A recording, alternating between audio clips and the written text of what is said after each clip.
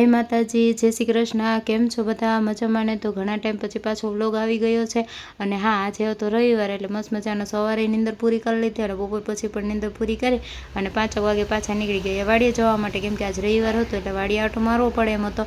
અને પછી પપ્પા તો વહેલા ગયા હતા, અમે 3 બાકી હતા એટલે પછી અમે 3 ગાડીમાં વાડીએ પહોંચી ગયા અને વાડીએ રસ્તામાં બહુ કાદવ ને એવું બધું હતું અને ગાડી આગળ જાય એમ નહોતી એટલે ઝાપલીએ પહેલાં તો ગાડી રાખી અને પછી હાલીને જવું પડે એમ હતું એટલે એને વાડીએ પહોંચી ગઈ અને જો કેવો મસ્ત લીલકારી મારે છે અમારો કપાસ, છેક સુધી જ્યાં નજર જાય ને જ્યાં સુધી કપા દેખાય ને બધું આપણો જ છે।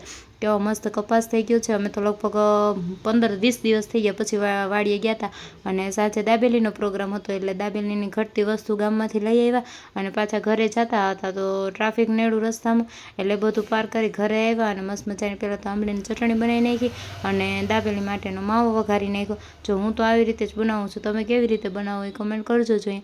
અને મસ્ત મજાનો ચટપટો માવો બનાવી નાખ્યો અને પછી એમાં મારા સાસુ એટલે કે મમ્મીએ મને મસ્ત મજાનો માવો દાબેલીમાં ભરવામાં હેલ્પ કરી એટલે એને હું એના કામ આપ્યા અને મારું બીજું મેં કામ પતાવી લીધું ત્યાં સુધીમાં મમ્મીએ દાબેલી ભરી દીધી અને પછી મેં એને શેકવાની તૈયારી કરી લીધી।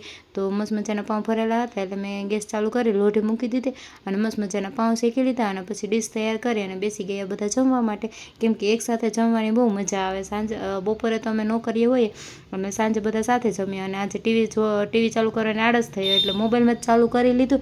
તો આજ માટે આટલું જ, મળીએ કાલના નવા વ્લોગ સાથે। Tata by guys. અને હા, વિડીયો ગમતો હોય તો ચેનલને સબસ્ક્રાઈબ પણ કરી દેજો અને આઈડીને ફોલો કરવાનું ના ભૂલતા।